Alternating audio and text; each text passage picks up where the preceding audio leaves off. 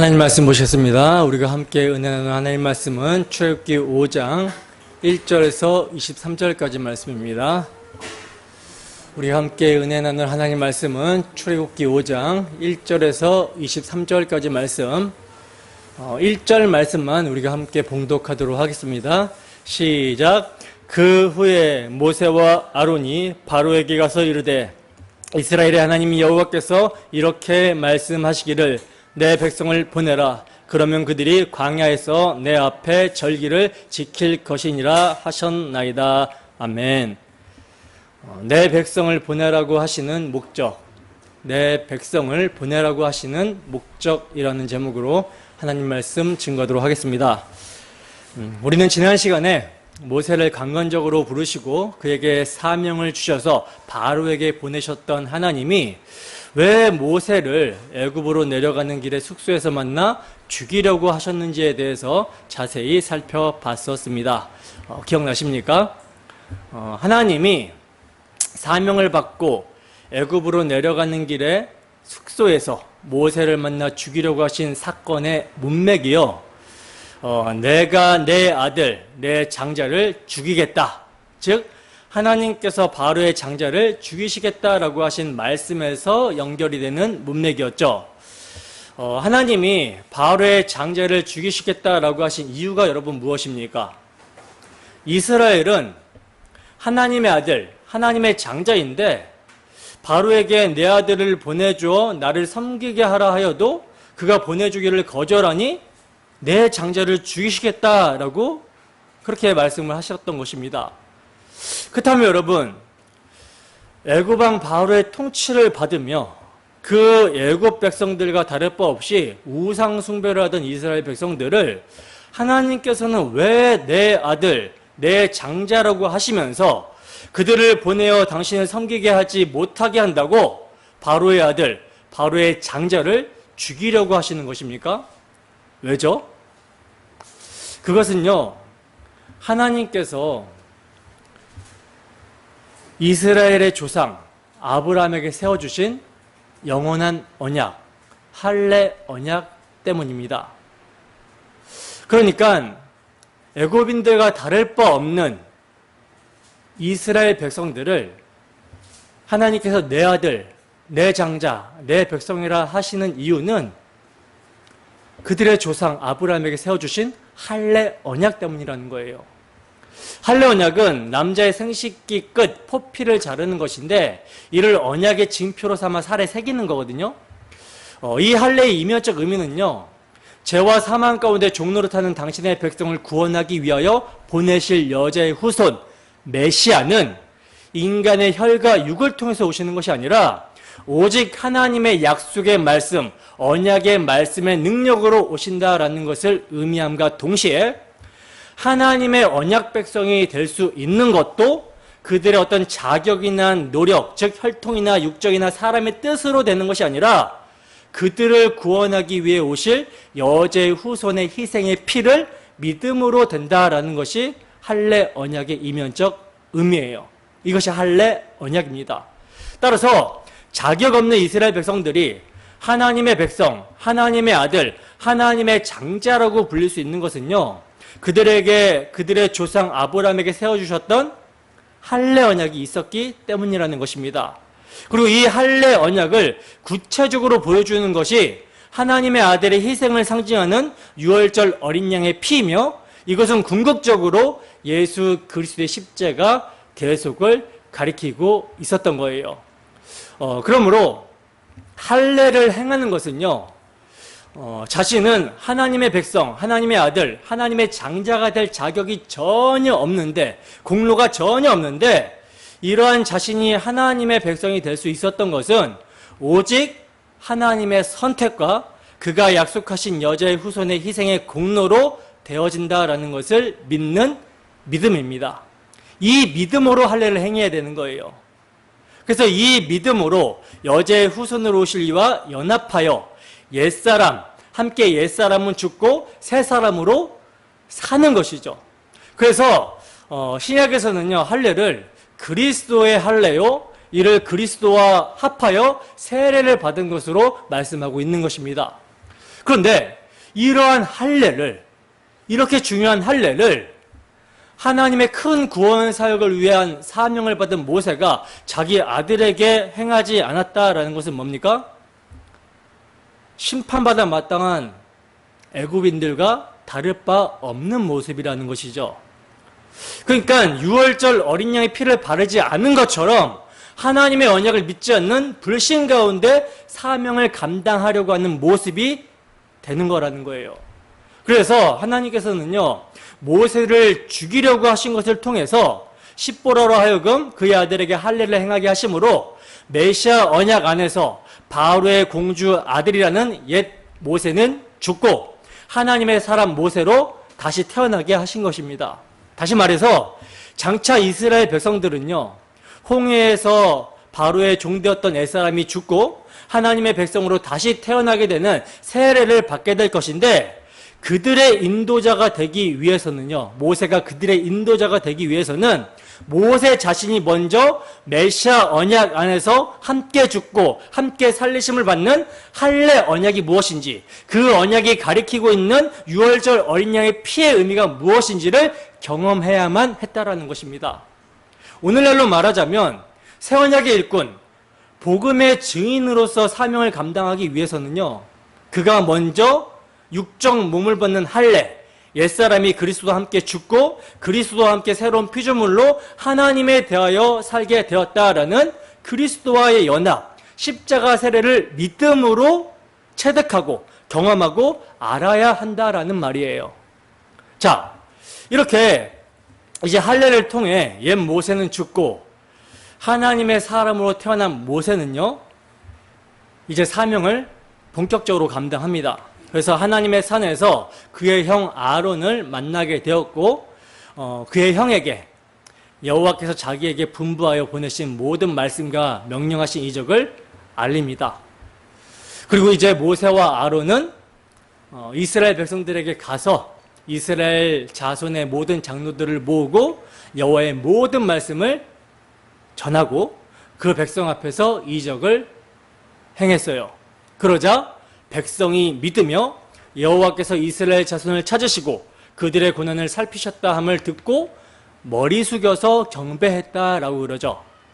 여기까지가 우리가 지난 시간에 살펴본 4장의 내용입니다.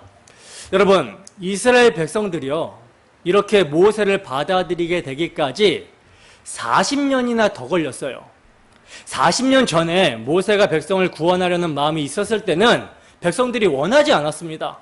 그러나 40년이 더 지나서 모세도 광야에서 자신의 혈과육이 깨지고 자기가 부인이 되었고, 애굽에 있는 백성들도 애굽의 압제가 더 심하게 고조가 됨으로 인해서 부르짖음을 적발하게 되었다라는 거예요. 그러니까 이들의 고통이 가중되어질 때 하나님의 말씀을 받아들이게 된 것이라는 것이죠. 그 이전까지는요, 아직도 어떻게 해서든지 자신들의 힘으로 무엇을 이루어보고자 했어요. 물에 빠진 사람이 지푸라기라도 잡듯이 무언가 자기 가능성을 붙들고 있었습니다. 조금 지나면 괜찮아질 거야, 형편이 나아질 거야 라는 기대를 가지고 있었다라는 것이죠. 그러나 이건 뭡니까? 이건 도무지 나아질 기미가 보이지 않는 거예요. 오히려 더 고난은 가중이 되고 힘들어지게 된 것입니다. 그러자 그제서야 뭐가 보여요? 하나님이 보이는 거죠. 그제서야 하나님의 말씀을 받아들이게 된 것입니다. 근데 여러분, 더 무너져야 돼요. 더 무너져야 되는 것입니다. 물론 자신의 삶의 문제가 하나님의 말씀을 받아들이는 계기가 되지만, 단지 삶의 문제가 어렵고 고통스러워서 예수님을 찾는 것으로 맞추면 안 된다라는 것이죠. 참으로 주의 성령이 임해서 복음의 말씀이 조명되므로 자기 자신이 얼마나 하나님 앞에서 비참하고 더러운 죄인인가를 알아야 되는 것입니다. 이렇게 되지 않고서 찾는 하나님은요, 단지 자신의 심됨을 더 보충시켜주는 알라딘의 요술램프 같은 지니, 그런 신이 되고 마는 거예요. 여러분, 지금 이스라엘의 장로들이 모세와 아론이 전한 하나님의 말씀을 믿고서 머리 숙여 하나님을 경배했다라고 하지만 그러나 아직은 온전한 경배가 아닙니다. 지금 이러한 경배는요, 단지 자기들의 고난을 살피시고 그 고난을 해결해 주신다라는 것으로 하나님의 말씀을 들었기 때문에 경배하고 있는 모습이라는 거예요. 그래서 우리가 조금 이따가 살펴보겠지만 이스라엘 백성들이요, 자신들의 고난이 가중되자 당장 어떤 모습을 보이냐면 모세를 원망하는 모습을 우리가 보게 됩니다. 이것이 어떤 모습입니까? 자기 중심적인 예배인 것이죠. 단지 자기 고통을 들어주는 신으로서의 경배의 모습이라는 거예요.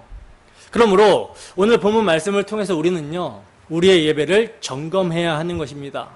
우리의 예배가 참으로 나를 죄악에서 건져주신 그 하나님의 사랑에 대한 감사와 감격으로 드려지고 있는가 점검해야 된다는 것이죠.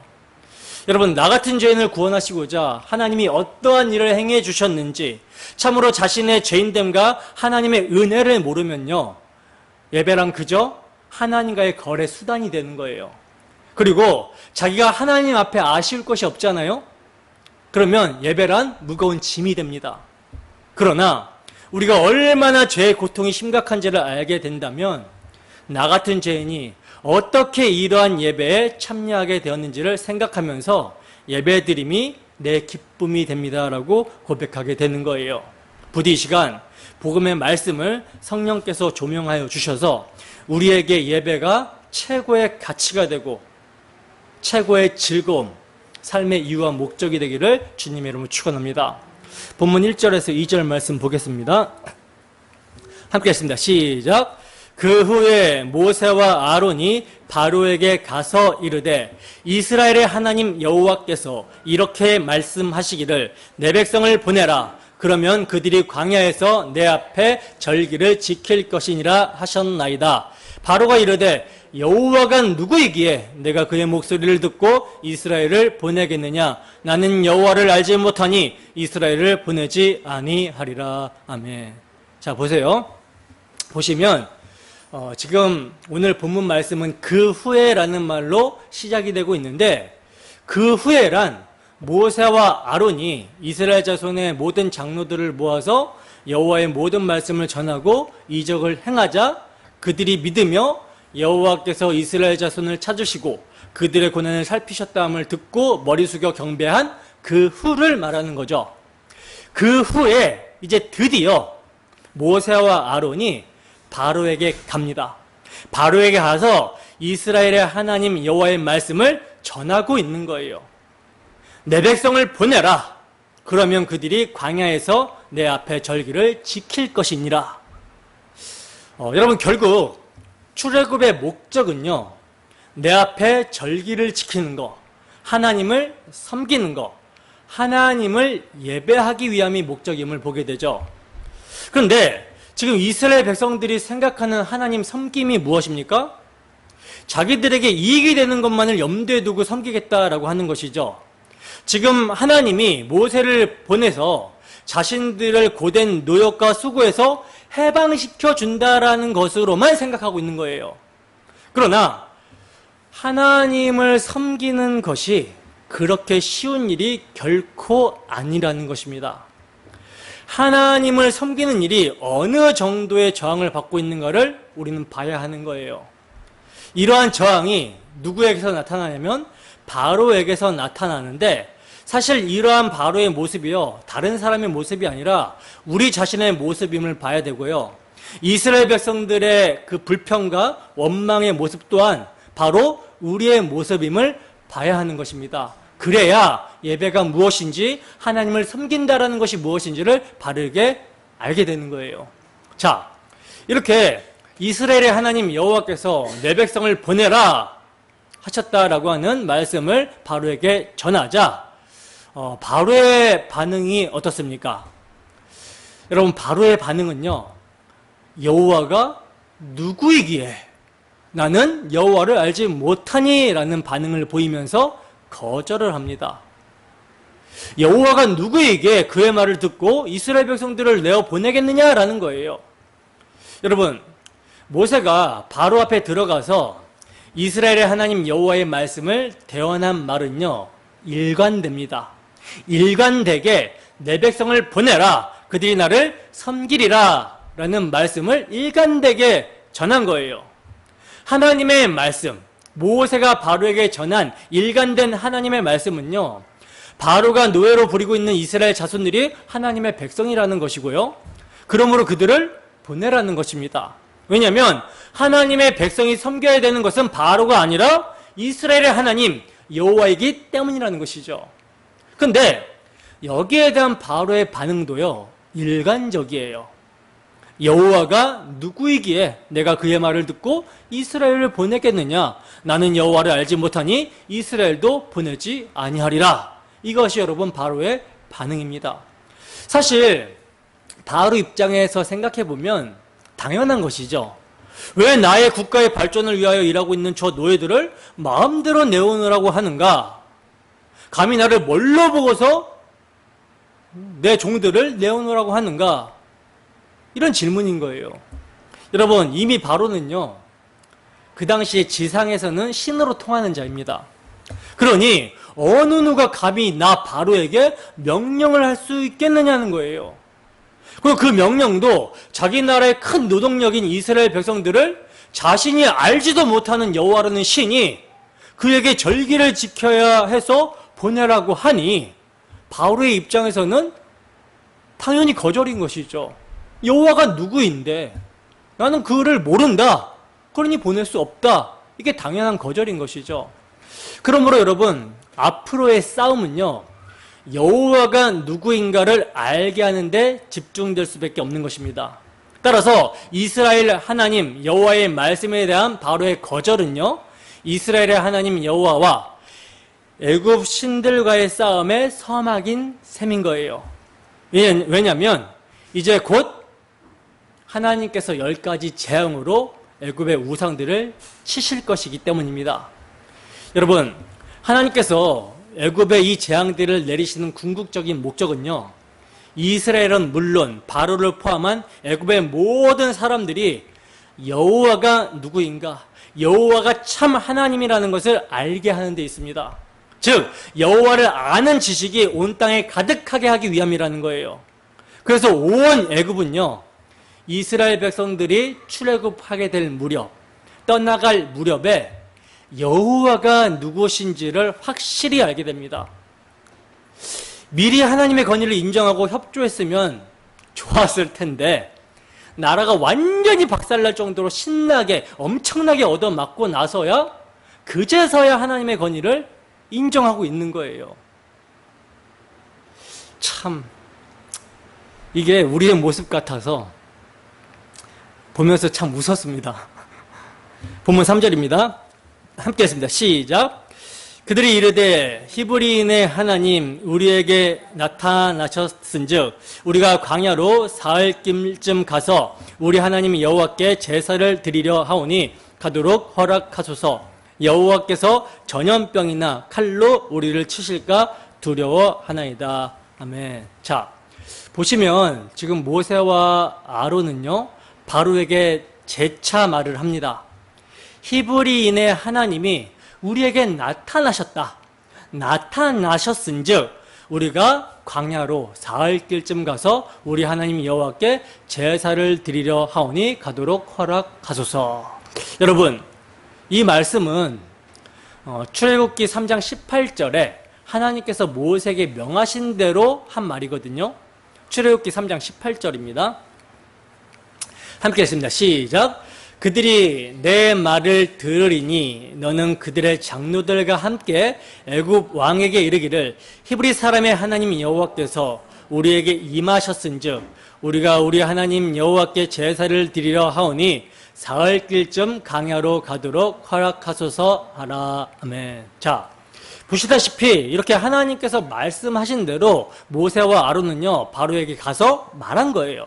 근데 여기에는요, 출애굽에 대한 분명한 목적이 제시가 되고 있죠.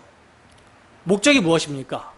출애굽, 즉 구원의 목적은요, 애굽의 압제에서 사탄의 종로로 타는 데서 해방만 시키는 데 있는 것이 아니라 뭡니까? 영원토록 하나님을 섬기며 예배하기 위한 하나님 나라 건설에 있다라는 거예요. 그러므로 이 점에서 여러분 문제가 되는 것은요, 출애굽의 목적이 사흘길쯤 광야에 가려는 것이 아니라 약속의 땅 가나안까지 인도하시려는 것인데, 왜 사흘길쯤 광야로 가도록 허락해 달라고 하는가?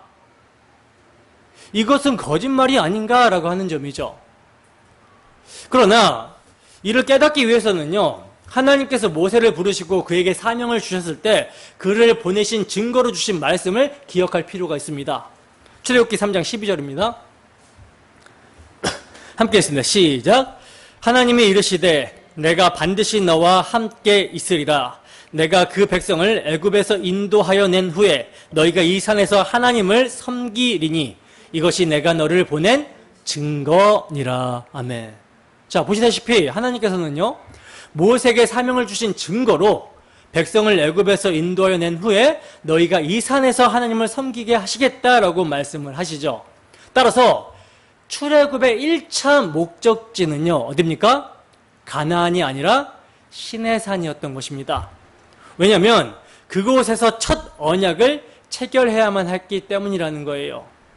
여러분, 누누이 말씀을 드리지만 이스라엘 백성들, 이스라엘 자손들이 하나님의 백성이 될 수 있었던 것은요, 아브라함과 이삭과 야곱에게 세워주신 언약에 의해서였어요.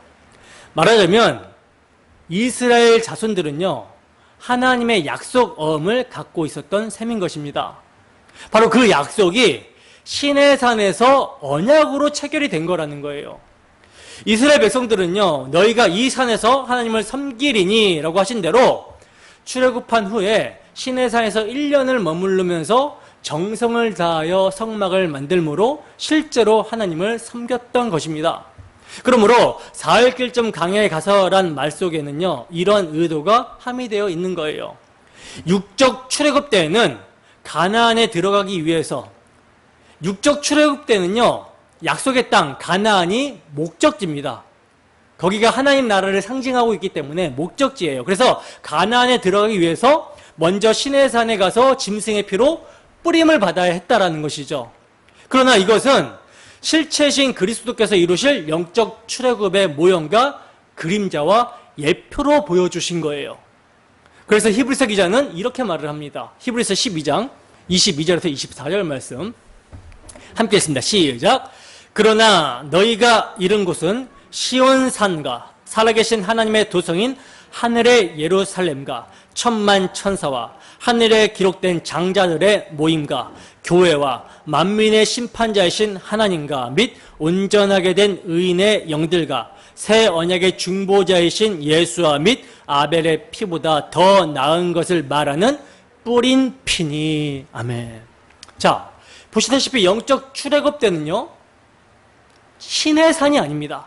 신의 산이 아니라, 율법의 산이 아니라 율법이 모형과 그림자와 예표와 상징으로 증거하고 있었던 실체, 너희가 이룬 것은 시온산과 살아계신 하나님의 도성인 하나님의 예루살렘이며, 우리에게 뿌려진 언약의 피는요, 율법으로 말미암아 뿌려지게 된 짐승의 피가 아니라 새 언약의 중보이신 예수와 및 아벨의 피보다 더 나은 것을 말하는 뿌린 피라는 거예요.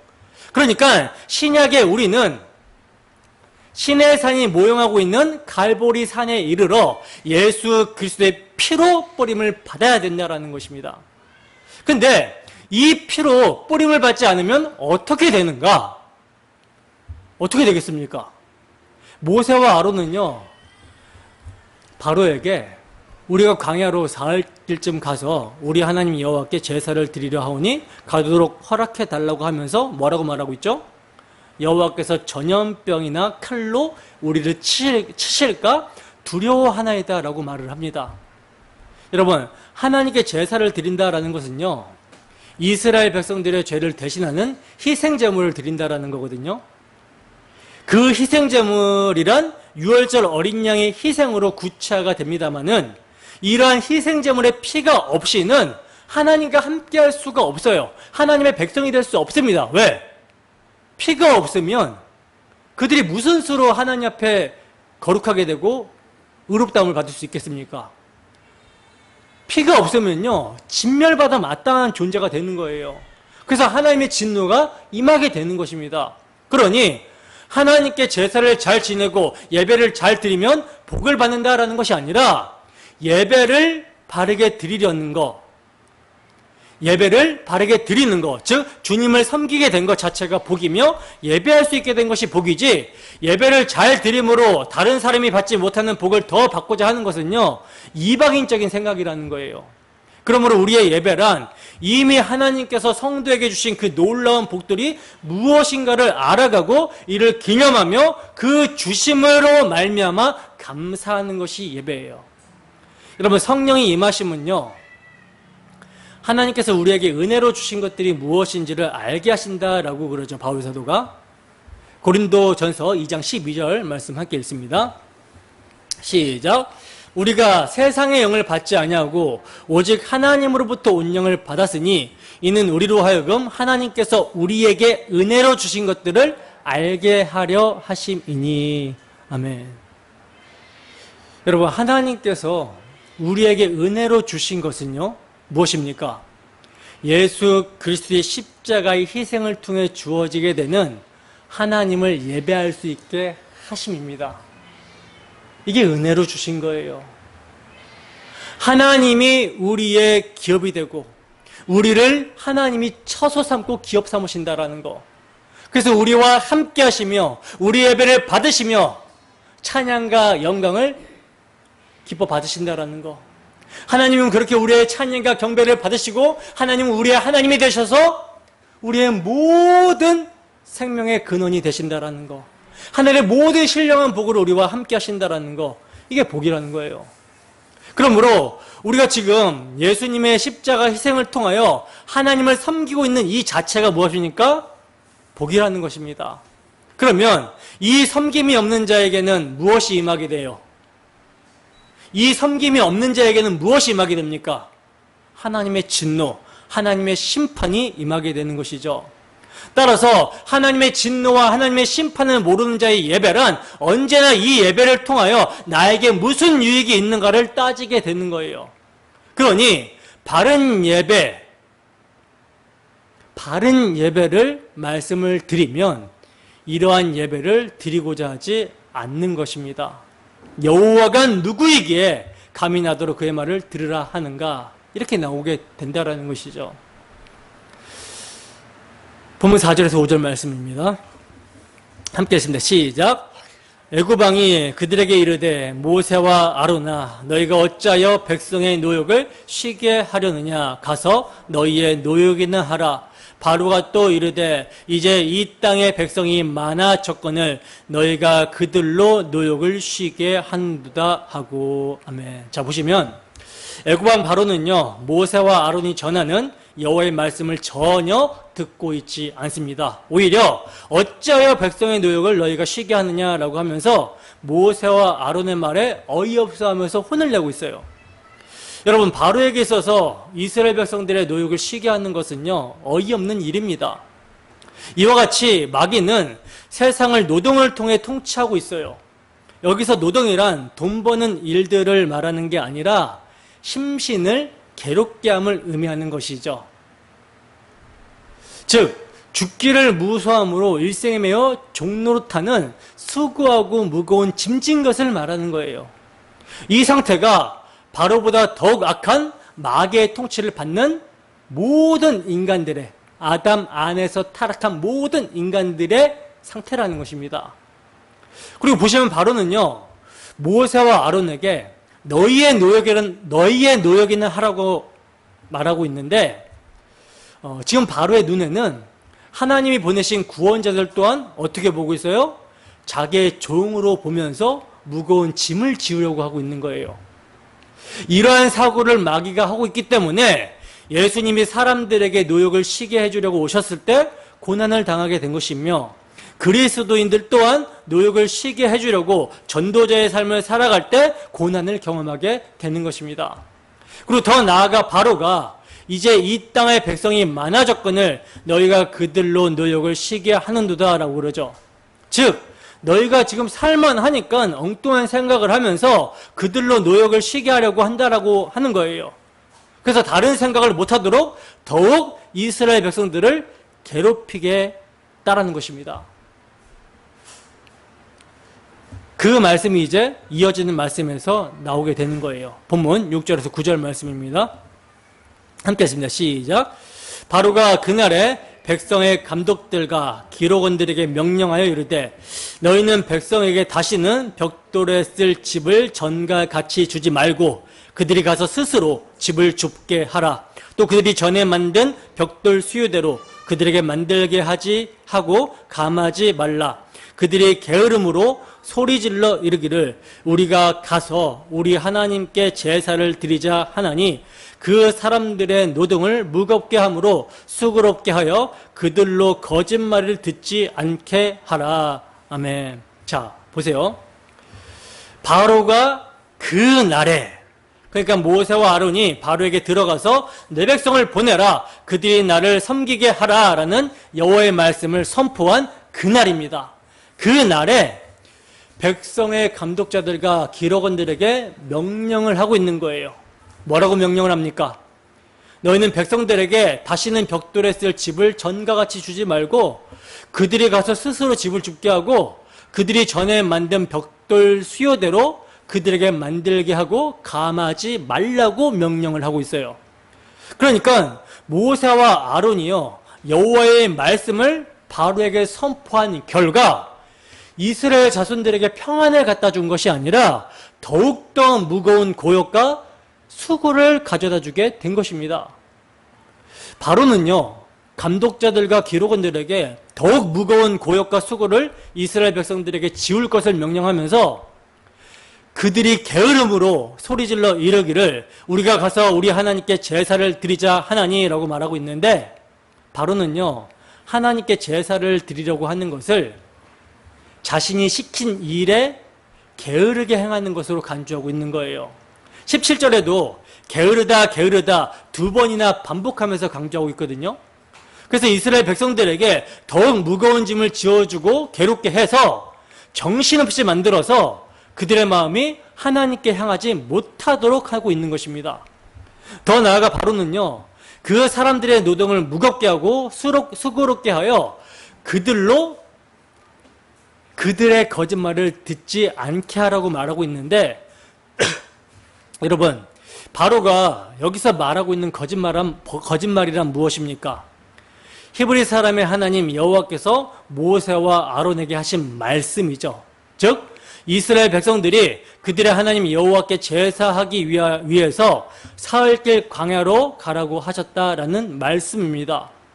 바로는요 백성들에게 더욱더 무거운 고역과 수고를 가져다주는 박해로 말미암아 하나님의 말씀을 대언한 자들의 말이 거짓말처럼 여겨지도록 만들고 있어요.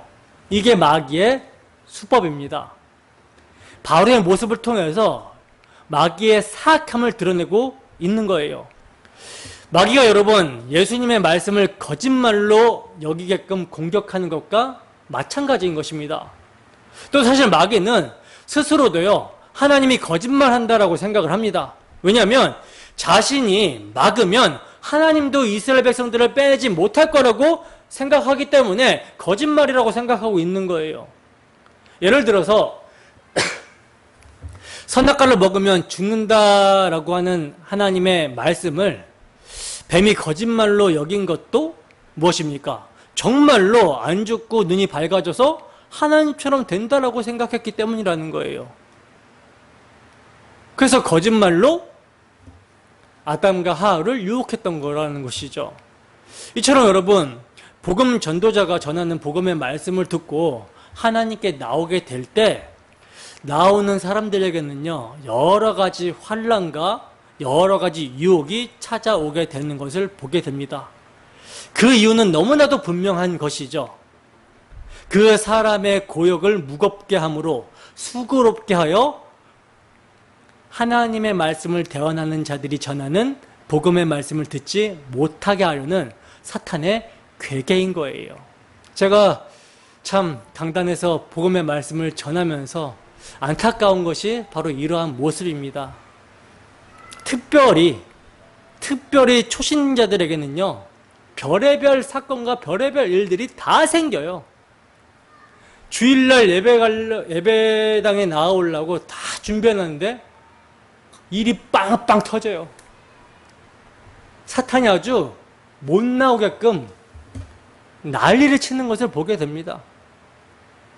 이것은요, 사탄의 통치를 받으며 그에게 충성을 다하고 열심히 했던 자가 자신에게 게으르다라고 판단이 되기 때문에 더욱 강하게 박해를 하는 거예요. 그러나 여러분, 이를 이상하게 여겨서는 안 되는 것이죠. 마귀로서는 당연한 처사인 것입니다. 하나님은요, 이미 바로가 거절할 것을 말씀해 주셨어요. 출애굽기 3장 19절에서 20절 말씀입니다. 함께 했습니다. 시작. 내가 아노니 강한 손으로 치기 전에는 애굽 왕이 너희가 가도록 허락하지 아니하다가 내가 내 손을 들어 애굽 중에 여러 가지 이적으로 그 나라를 친 후에야 그가 너희를 보내리라. 아멘. 이걸 오늘날 성도에게 적용하면 어떻게 되겠습니까? 예배당에 나온 성도에게 있어서 강한 손으로 하나님께서 치시는 거, 6월절 어린 양의 피가 가리키는 우리 구주 예수 그리스도의 복음이 확실하게 조명이 되어서 그 마음에 그 복음이 강건적으로 새겨질 때, 그때서야 마귀가 나요. 근데 잠깐 났다가 또 공격하고 또 공격합니다. 그러나 그 공격하는 횟수가 어린 양의 피, 복음 안에 굳게 서면 설수록 그 횟수가 적어져요. 이거는 경험하는 바 아닙니까? 그래서 그 신약의 베드로 사도 같은 경우는 우리에게 닥치는 시험, 불같은 시험을 이상한 것으로 여기지 말라고 말씀을 하고 있는 거예요. 베드로전서 4장 12절에서 13절 말씀입니다. 함께 했습니다. 시작. 사랑하는 자들아, 너희를 연단하려고 오는 불시험을 이상한 일 당하는 것 같이 이상히 여기지 말고 오히려 너희가 그리스도의 고난에 참여하는 것으로 즐거워하라. 이는 그의 영광을 나타내실 때 너희로 즐거워하고 기뻐하게 하려 함이라. 아멘. 여러분, 불시험이 찾아와도 이상하게 여기지 말고 오히려 어떻게 여겨야 돼요? 고난을 즐거워해야 된다라고 말씀을 하고 있어요. 왜 그렇습니까?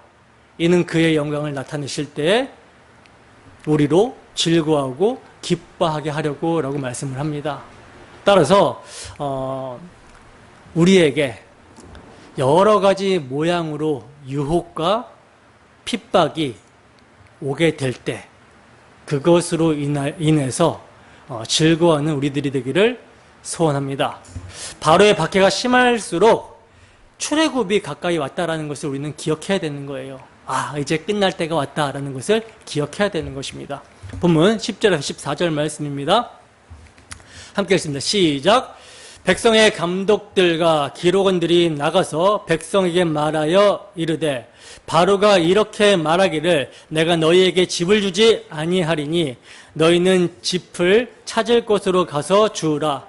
그러나 너희 일은 조금도 감하지 아니하리라 하셨느니라.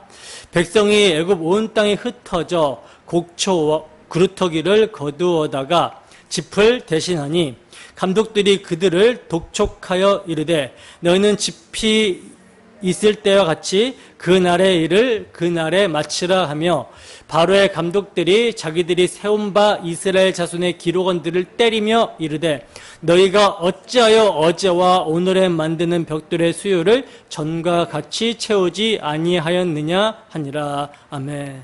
자, 보시면요, 백성의 감독들과 기록원들이 나가서 백성에게 바로가 그들에게 한 말을 전합니다.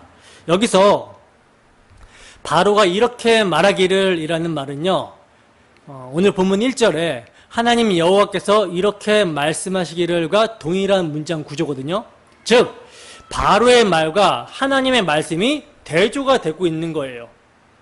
그러니까 그러니까 애굽인들에게는요, 바로의 말이 하나님의 말씀과 같은 신적 권세가 있다고 생각을 하고 있는 거라는 것이죠.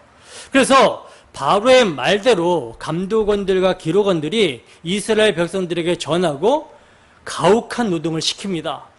그리고 할당량을 해내지 못하자 바로의 감독들이요, 이스라엘 자손의 기록원들을 때리며 학대를 하고 있는 거예요. 본문 15절에서 16절 말씀입니다. 함께 하십니다. 시작. 이스라엘 자손의 기록원들이 가서 바로에게 호소하여 이르되 왕은 어찌하여 당신의 종들에게 이같이 하시나이까? 당신의 종들에게 짚을 주지 아니하고 그들이 우리에게 벽돌을 만들라 하나이다. 당신의 종들이 매를 맞사오니 이는 당신의 백성의 죄니이다. 아멘. 자, 보시면 바로의 감독에게 학대를 받은 이스라엘 자손의 기록원들이요, 하나님께 호소하고 있는 것이 아니라 지금 누구에게 호소를 합니까? 바로에게 호소를 하고 있죠. 여기서 바로에게 호소하여라는 말은요, 이스라엘 백성들이 고통 속에서 하나님께 부르짖은 것을 묘사했던 단어가 그대로 사용되고 있는 거거든요. 그런데 이렇게 지금 이스라엘의 기록원들이 바로에게 호소를 할 때 바로가 그들의 호소를 듣습니까? 듣지 않습니까? 듣지 않습니다.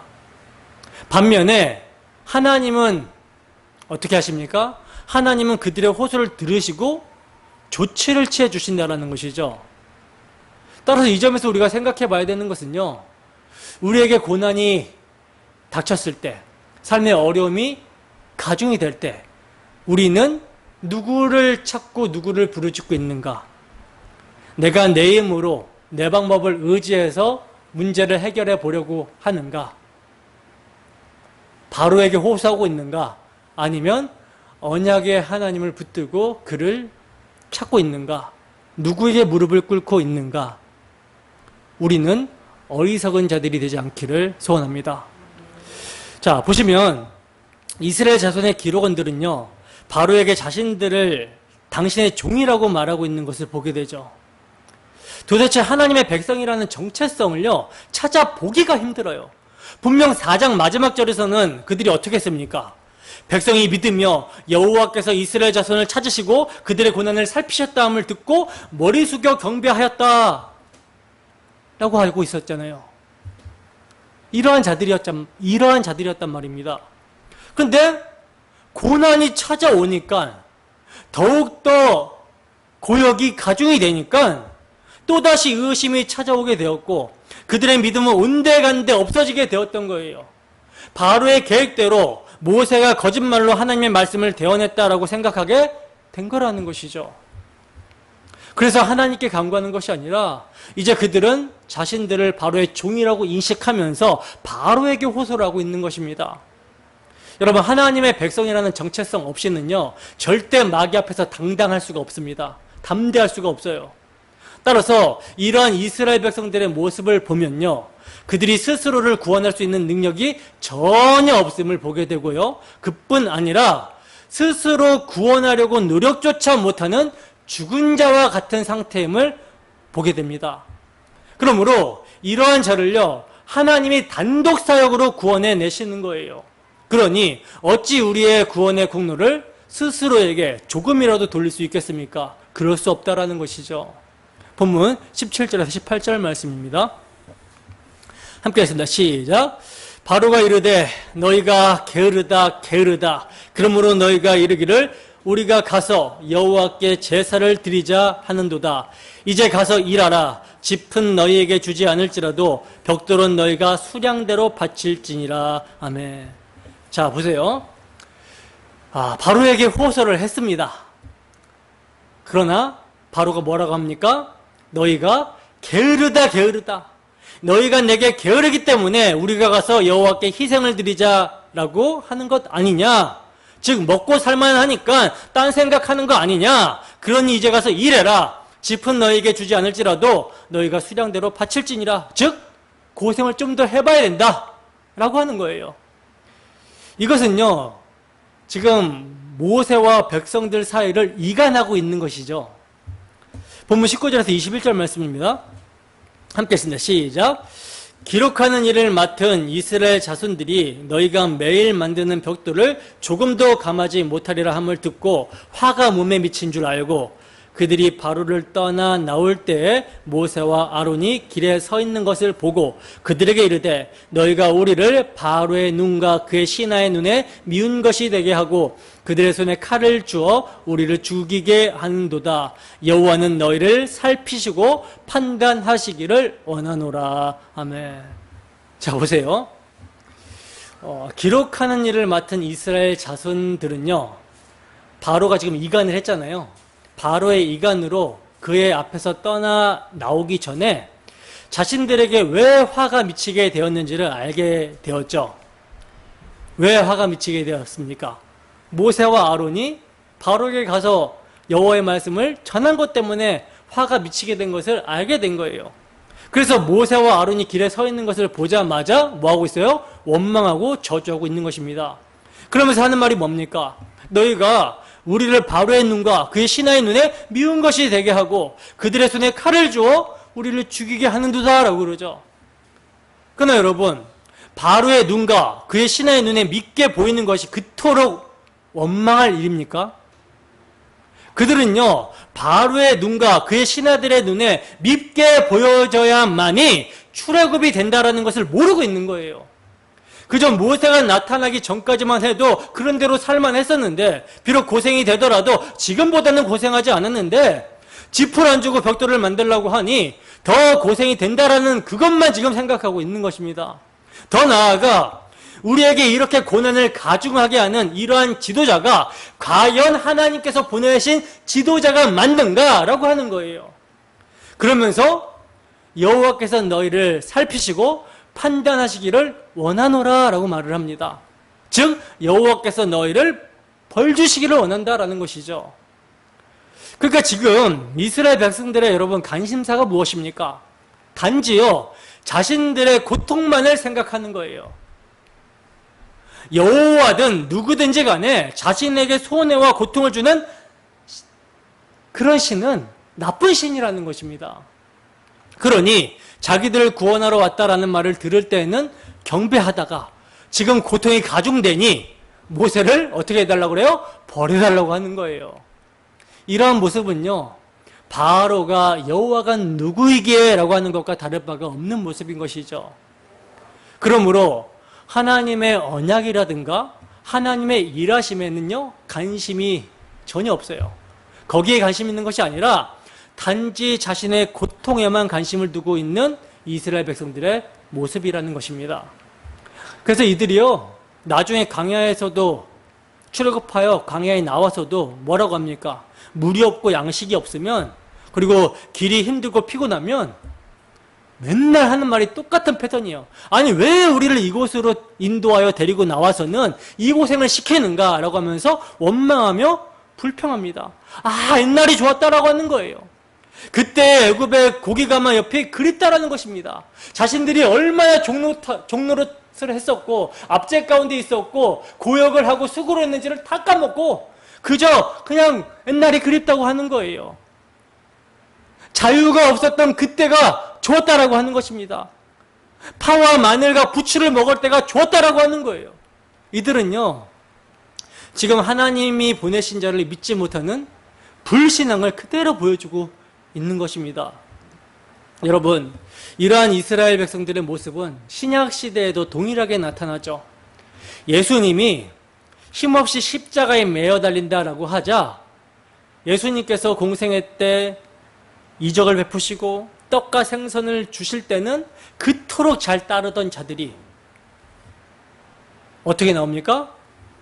예수님이 십자가 지신다고 하자 예수님이 힘없이 로마 병정들에게 붙잡혀서 고난을 당하시죠. 어떻게 나와요? 다 주를 부인하고요, 십자가에 그를 매달아라 매달아라 외치면서 저주합니다. 우리의 모습은 어떠합니까? 우리 또한 우리 인생이 내 마음대로 풀리지 않을 때, 내가 생각한 대로 일이 진행되지 않고 고난이 찾아오게 되면 예수님이 정말로 하나님이 우리를 구원하시라고 보내신 하나님의 아들이 맞는가라고 하는 그런 의심을 하게 되지 않습니까? 하나님께서는요, 본문을 통해서 바로의 완악함과 모세와 아론, 이스라엘 백성들의 불신을 드러내고 계시는 거예요. 그리고 이를 통해서 우리의 모습을 드러내시는 것입니다. 우리가 어떠한 모습인지 보라는 거예요. 의인은 없나니 하나도 없는 그런 모습을 보라는 것입니다. 본문 22절에서 23절입니다. 함께 읽습니다. 시작.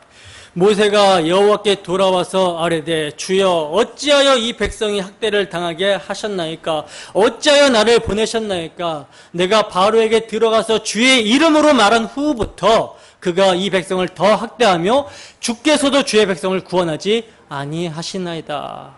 아멘. 여러분, 분명 하나님께서는요, 바로가 이렇게 할 거라는 것을 모세에게 말씀을 하셨어요. 근데 그럼에도 불구하고 모세는요, 이러한 원망과 불평을 하고 있는 것입니다. 물론 모세는 거절의 당혹감보다는 백성의 고통이 가중된 것에 대한 괴로움을 토로하고 있는 것이긴 하지만 하나님께 원망하고 있음은 아주 분명한 모습이라는 거예요. 하나님의 백성은 하나님께 영광을 돌려야 되는데 오히려 원망과 불평을 하고 있는 모습입니다. 사람은 다 거짓되되 하나님만 참되시다 할지어다. 여러분, 지금 모세가요, 무엇 때문에 이렇게 되었다라고 여호와께 원망을 하고 있습니까? 예? 지금 모세가 뭐 때문에 지금 이렇게 되었다라고 하나님께 원망을 하고 있죠? 주의 이름으로 바로에게 말한 이후부터 이렇게 되었다라고 원망을 하고 있죠. 그렇습니다. 주의 이름으로 말할 때, 주의 이름으로 나아갈 때 박해가 따르게 된다는 거예요. 주의 이름을 말하지 않으면 박해 없어요. 근데 입을 열어 주의 이름으로 말하면 박해가 따릅니다. 한번 실천해 보세요. 요한복음 15장 18절에서 19절 말씀입니다. 함께 했습니다. 시작. 세상이 너희를 미워하면 너희보다 먼저 나를 미워한 줄 알라. 너희가 세상에 속하였으면 세상이 자기의 것을 사랑할 것이나 너희는 세상에 속한 자가 아니요 도리어 내가 너희를 세상에서 택하였기 때문에 세상이 너희를 미워하느니라. 아멘. 여러분, 주의 이름으로 나아가는 자들은요, 박해를 각오해야 되는 것입니다. 그리고 박해 뒤에 찾아오는 그 이름의 능력 또한 바라볼 수 있어야 되는 거예요. 정말 놀라운 사실은요, 이스라엘 백성들의 이러한 불신앙의 모습과 모세의 이러한 패역한 모습에도 불구하고 하나님께서는 당신이 말씀하신 대로 결국은 출애굽시키시고 시내산에서 하나님을 섬기게 하신다라는 거예요. 그분이 바로 하나님이시라는 것입니다. 내 백성을 보내라. 그들이 광야에서 나를 섬기리라. 내 절기를 지키리라. 이 말씀을 하신 분이 그 말씀대로 이루어내시는 거예요. 여러분, 오늘날 우리가 하나님을 섬긴다라는 것은요, 결코 쉬운 일이 아닙니다. 바로와 같이 공중권세 잡은 자 사탄의 세력들이 수단과 방법을 가리지 않고 방해를 하고 있기 때문이라는 거예요. 따라서 하나님을 섬길 것인가, 세상을 섬길 것인가 라고 하는 문제가 반드시 우리의 삶에 닥치게 된다라는 것입니다. 하나님의 말씀을 듣고 순종하면 오히려 핍박이 온다라는 거예요. 세상에 가만두지 않는다라는 것입니다. 하나님을 예배할 건가, 아니면 세상의 것을 택할 건가 라고 하는 이 결단 사이에서 무엇을 택하실 것입니까? 그래, 이제 먹고 살만 하단 말이지, 그러면 당장 직장 그만둬라는 그런 말 앞에서 어떻게 하시겠습니까? 여러분들의 생존에 걸린 문제 앞에서 어떻게 하실 거냐는 거예요. 그러나 소망은 너무 두려워는 마시기 바랍니다. 온 세상보다 하나님이 더 크십니다. 우리는요, 스스로 하나님을 섬기려고 나올 수 있는 실력이 되지 않아요.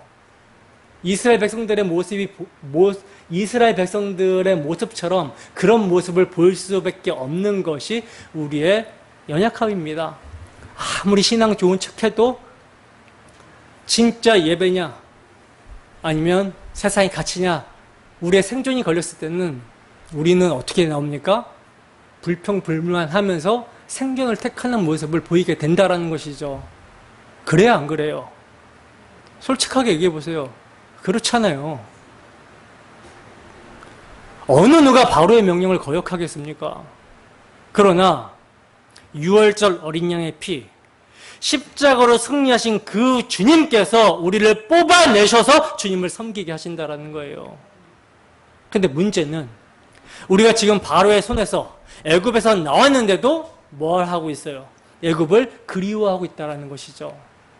바로 곁이라도 좋사오니 그저 내 한 몸 우리 식구 그저 건강하고 복받고 사는 것이 좋습니다. 누가 다스린데 어떠합니까? 바로가 지도자가 되던 모세가 지도자가 되던 그저 이 땅에서 평안하고 형통한 것이 좋습니다 라고 하는 이것이 문제라는 것이죠. 그러나 그럼에도 불구하고 내 백성을 내어놓으라고 하신 주님의 그 말씀이 지금도 살아 역사하시는 말씀이기 때문에 세상에 붙어 있으려고 하는 우리의 땅의 지체를 죽이시고 우리의 마음이 위의 것을 향하도록 우리를 출세상시켜내시는 거예요. 그러므로 이제 그만 애굽의 고기가마를 그리워하는 것을 버리시고 광야에서 주님의 만나로 사는 것이 행복임을 아는 자들 되기를 소원합니다. 왜냐하면 온 세상이 여호와가 누구이게 하는 멸망받아 마땅한 세상 속에서 우리가 여호와를 섬기게 되었다라는 것은요, 이 사실이 정말 놀라운, 말로 표현할 수 없는 기적이고 기쁨이기 때문입니다. 여호와의 절기, 그 희생 제물이 되신 어린 양 안에 있는 것이요, 바로 궁의 모든 금은보화와 비교할 수 없는 복이라는 것을 여러분 놓치시면 안 되는 거예요. 애굽의 그 바로 궁의 금은보화가 애굽에 쏟아내려지는 10가지 재앙 앞에서 그들을 구원하여 주지 못했습니다. 오직 6월절 어린 양의 피가, 그 피의 능력이 애굽과 같은 세상에서 구원하여 내어서 하나님을 섬기게 하는 거예요. 그 능력이 여러분들을 이 자리에 있게 한 거라니까요. 그러므로 여호와, 스스로 있는 자, 군대의 하나님, 언약의 하나님, 모세에게 가르쳐 주신 그 능력의 이름이 이제 우리에게 예수의 이름으로 찾아왔다라는 것을 기억하고 그가 흘리신 피, 그 피를 의지하여 믿음으로 세상을 이기고 승리하며 하나님을 참으로 섬기며 예배하는 영생의 복을 누리는 우리 모두가 되기를 주님의 이름으로 축원합니다. 기도하겠습니다.